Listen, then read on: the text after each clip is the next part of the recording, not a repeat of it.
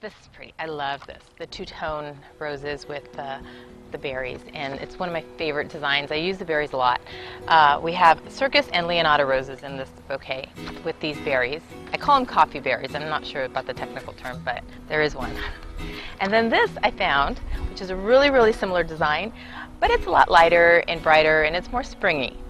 So, in springtime, it has pink and light oranges and the same berries, but in a lighter tone. And then this is something that I found also, which is similar. These pictures I found off the internet. So when you go visit somebody who you are interviewing to do your flowers for your wedding or for an event like that, then you want to be able to bring these pictures that you find and be able to convey your idea or what you want to do, whether it's by color or by flower or by design. So this is what I do with my brides and my potential clients, is I pick out pictures, or I have them pick out pictures and show me, and then I kind of cross-reference other pictures with that. So this is very similar, but this has calla lilies in it, as you can see. And I love calla lilies. They're one of my favorites. So what we're going to go ahead and do is just try and kind of duplicate that idea, not the exact bouquet, but the idea. So what we have here are Leonardo roses and the same coffee berries, along with, we're going to incorporate dahlias. Now dahlias are in season right now. You'll see them popping up everywhere in grocery stores, the flower market, floral shops. So we're going to use that with this design. Now when you're using different items in your bouquet, it's always good to just cluster them together and then merge them. So what I do is try and find a center first. And this is a good center. This is a great start.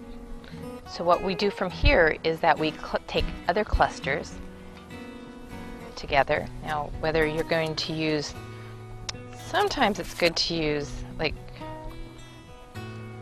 incorporate the flowers together like this. We started out with a center, and then we work on each part from that center, from one side to another side to another side.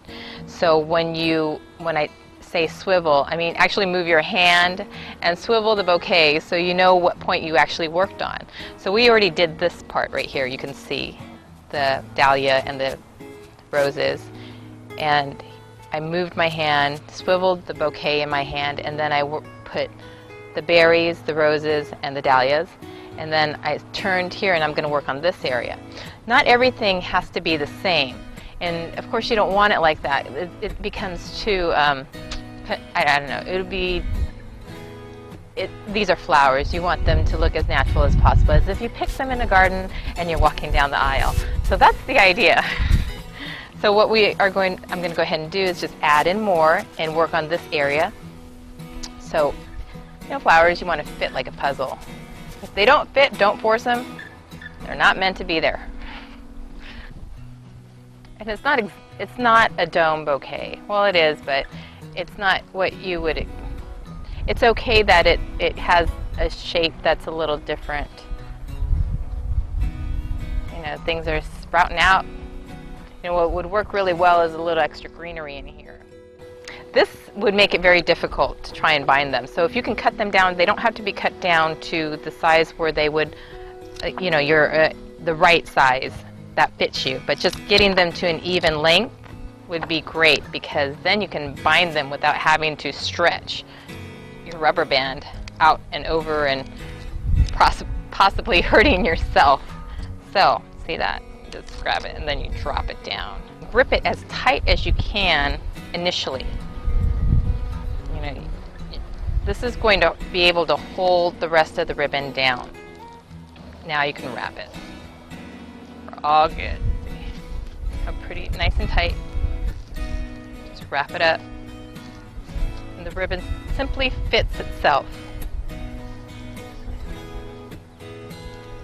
See how it lines itself up. And then when you get to the top, twist it. Hold it down with my thumb. You can use one of these push pins, the 1.5-inch push pin, and you stick it in the crease there, the twist.